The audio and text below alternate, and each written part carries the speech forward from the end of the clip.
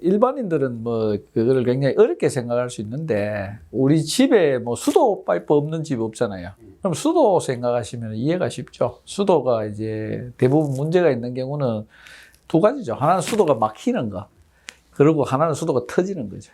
그럼 둘 다 수도를 혈관으로 생각하시면 되는데 이게 막히든지 터지든지 기본적으로는 혈관이 이제 나빠졌다는 거죠. 나빠지면서 안에 찌꺼기가 생겨가지고 막히면은 그건 뇌경색이 되는 거고, 수압이 높아가지고 혈관이 또 오래되고 낡고 해가지고 터지면은 그건 뇌출혈이 되는 거죠.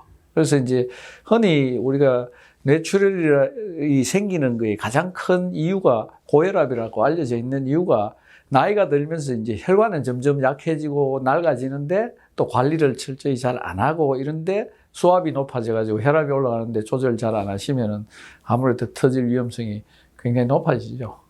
뭐 상식적으로 생각하시면은 이해가 쉽죠. 제일 큰 이유가 고혈압.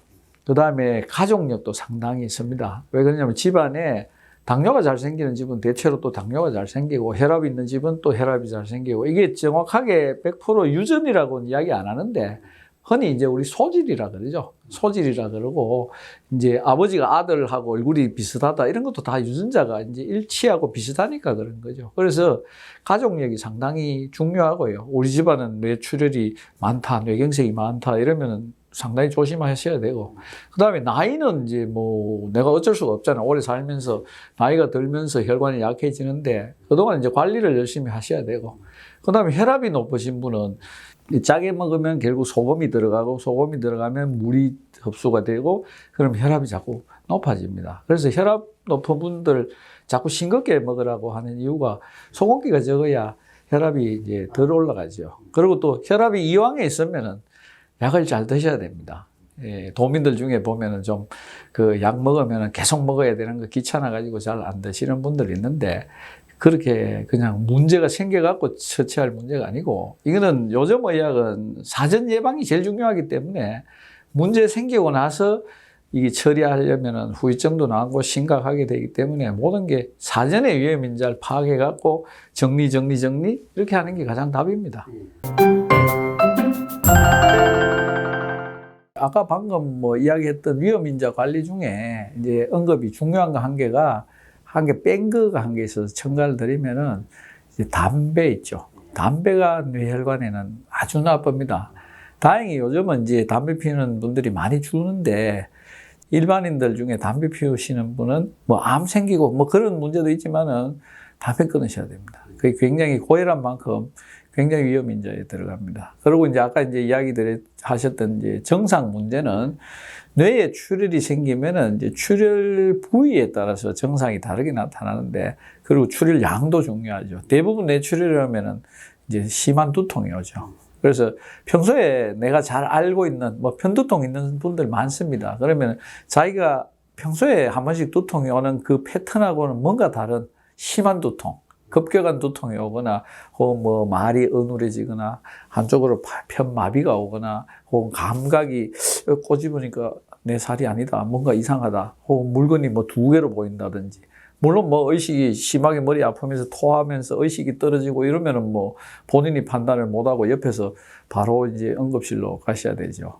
그래서 이제 일반적으로 이제 출혈이나 이런 위치에 따라 다르긴 한데, 보통 한 3분의 2 정도에서는 편마비나 감각장애나 이제 이런 것들이 생기면서 머리가 아프고 토하고 뭐 어지럼도 동반되고 이렇습니다. 사실 어지럼은 이제 이게 뇌출혈의 정상이라고 단정 짓기는 굉장히 어렵고, 워낙 복잡한 증상들이 많아가지고 어지럼만 갖고 이거 뇌출혈이야, 뇌졸중이야 이렇게 말하기는 좀 어렵고, 그거는 이제 좀 귀에 병이 있는 경우에도 올 수 있고, 또 별 문제 없으면서도 좀 내가 몸이 안 좋아서 어지럼도 올 수 있고 하기 때문에 다양하게 그거는 평가를 해야 되고, 아까 말씀드린 이제 물건이 두 개로 보이거나, 의식이 나빠지거나, 극심한 두통이 생기거나, 한쪽 마비가 오거나, 감각이 이상해지거나 뭐 이런 것들이 생기면은 그거는 굉장히 위험 사인이니까 병원에 오셔갖고 바로 확인을 하시는 게 맞죠.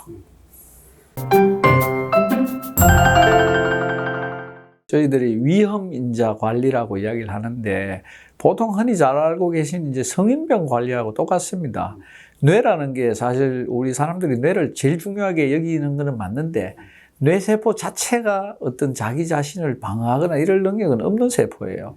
이 뇌세포가 건강하고 뇌혈관이 깨끗하려면은 뇌로 오는 피가 맑아야 되고 수압이 정상이어야 되고 뭐 혈당도 정상이어야 되고 고지혈증도 없어야 되고 이런 것들이 전부 정상을 유지해야 되기 때문에 우리 신체의 모든 조건들을 이제 정상에 맞추는 노력을 하셔야죠. 혈압이 높으면은 이제 너무 높으면 아까 것처럼 수압이 높아져 가지고 혈관이 파열되면서 이 뇌출혈이 생길 수 있으니까 혈압 조절 열심히 하셔야 되고, 나이는 뭐 어쩔 수 없지만은 나이가 들어도 이제 자기 생체적인 나이보다 실제로 자기가 젊게 살아갈 수 있도록 평소에 건강 관리를 하셔야죠. 그러면 이제 운동도 하셔야 되고, 담배 끊으셔야 되고, 특히 이제 집안에 가족력이 있는 분들은 남보다도 위험한 인자를 하나 타고난다고 생각을 해야 되니까, 나는 남보다도 우리 집안은 이쪽으로는 조금 약하다. 그럼 조금 더 남들보다는 훨씬 더 위험인자 조절을 열심히 하셔야죠.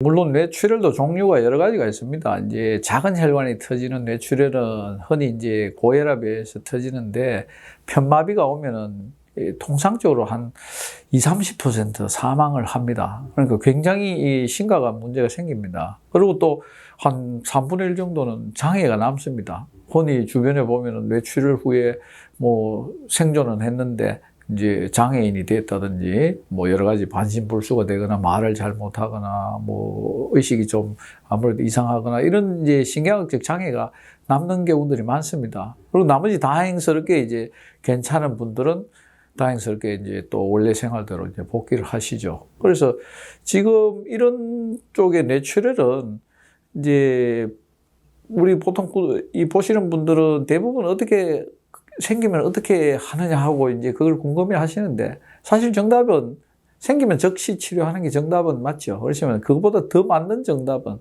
생기기 전에 안 생기도록 하는 게 사실 최상이죠. 예, 그래서 이 의학 자체가 사실 80년대 뭐 이 정도만 해도 우리가 문제가 생기면 병원을 갑니다. 근데 지금 21세기 의학은 이제 문제 생기기 전에 병원에 가서 내가 무슨 위험 인자가 많은지를 체크를 해가지고, 그게 대표적으로 건강검진이 이제 많이 이루어지는 이유가 그런 거죠. 이제 내가 위험 인자가 어떤 게 있고 어떤 게 조절을 안 되고 있고 이런 것들을 전문가한테 이야기를 들으셔갖고 사전에 예방해가지고 평생 건강하게 사는 게 그게 정답이죠.